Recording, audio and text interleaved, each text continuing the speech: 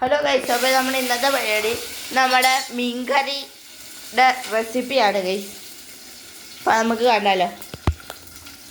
ആദ്യം ചട്ടി അടുപ്പത്ത് വെക്കാം. അതിലോട്ട് അരിഞ്ഞു വെച്ച ചെറിയ ഉള്ളി ഇടുക. അതിന് മുന്നേ ഉലുവായും ഇടുക.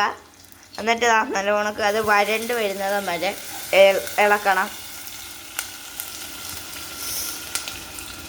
അപ്പോൾ അത് വരണ്ട് വരുന്നിടം വരെ നമുക്ക് വെയിറ്റ് ചെയ്യാം.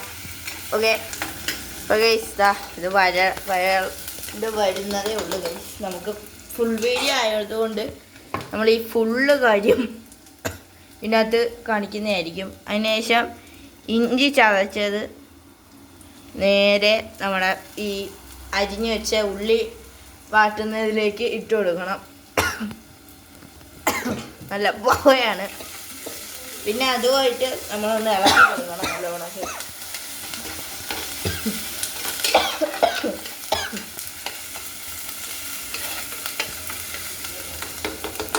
ഇളക്കി കൊടുത്തതിന് ശേഷം നമ്മുടെ കറിവേപ്പിലയാണ്. ഇത് ഒരു തണ്ട് എടുത്ത് നമ്മൾ നേരെ അതിലേക്ക് ഇട്ട് കൊടുക്കാം. ഇതെല്ലാം കൂടാണ് നല്ലോണം വരണ്ട് വരുന്നത്. ഇതാണ് വറുക്കാൻ വെച്ചിട്ട് നല്ല ഫ്രഷ് മീനാണ്, വറുക്കാനായിട്ട് വെച്ചേക്കുവാണ്. അപ്പം ഇനി നമുക്ക് ഒന്നും കൂടെ നല്ലോണം കിടക്കാം.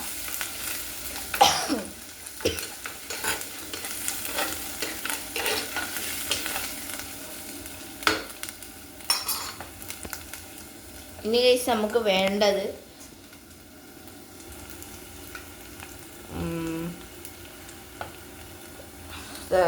നല്ലോണമൊക്കെ വരണ്ട് വരുന്നുണ്ട്.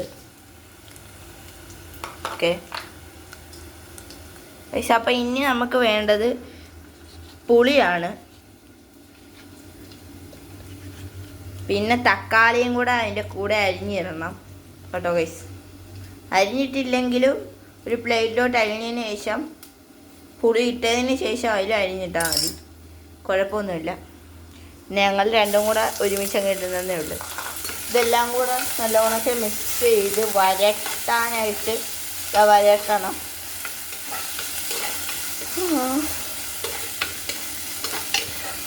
നല്ല പോഹയൊക്കെ വരുന്നുണ്ട് കേട്ടോ. നല്ലോണമൊക്കെ വരണ്ട് വരട്ടത് കേട്ടോ. അപ്പോഴത്തേക്കും നമ്മുടെ മീനൊക്കെ വെട്ടിയിട്ട് മീൻ കഴുകി വെച്ചേക്കണം, കാരണം നമുക്ക് ആവശ്യം വരുമ്പോൾ ഇടാനുള്ളതാണ്. പിന്നെ കഴിച്ചാ ഇന്നത്തെ സ്പെഷ്യലി ക്യാബേജ് തോരനും മീൻകറിയും മീൻ വറുത്തതുമാണ്. നല്ലവണ്ണക്ക് വരണ്ട് വരട്ടെ. വരണ്ട് വരുന്നതേ ഉള്ളൂ. കശ്മീർ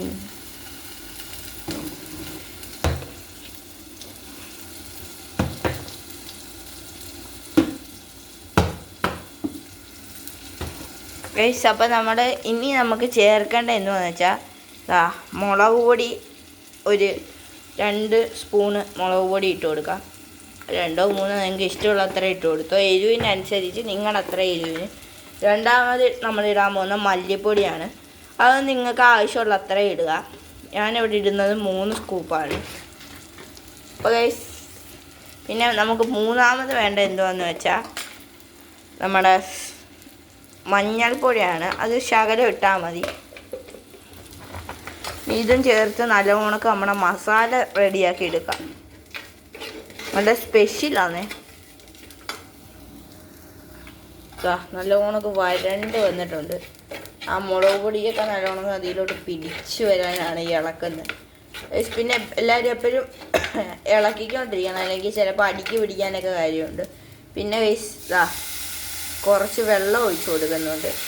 അതുമായിട്ട് നേരെ അത് കലക്കണം.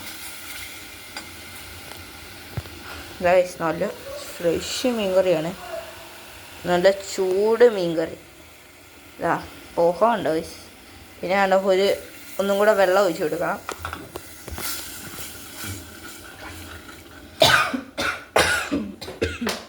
പിന്നെ ഗൈസ് നമ്മുടെ സ്വന്തം ഉപ്പാണ് വരുന്നത് അടുത്തതായിട്ട്.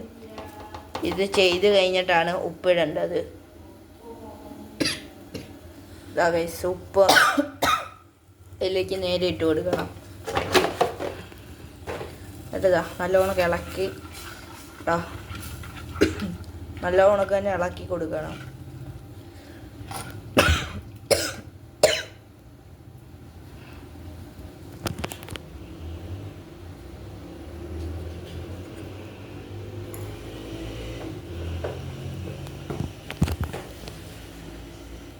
നല്ല ചൂട് മീൻ കറി കേട്ടോ, ഉച്ച ആയതേ ഉള്ളൂ ഗൈസ്.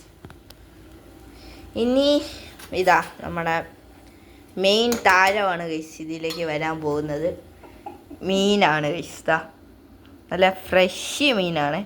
ആ മീൻ തന്നെയാണ് ഗൈസ് ഈ വറുക്കാൻ വെച്ചിരിക്കുന്നത്. ഇതും മീൻ തന്നെയാണ്. ഇനി മീൻ നമ്മൾ നേരെ കറിയിലേക്ക് ഇട്ട് കൊടുക്കണം. ഇതാ നല്ല സ്പെഷ്യൽ മീൻ കറി ഇതവിടെ തയ്യാറായിക്കൊണ്ടിരിക്കുകയാണ്.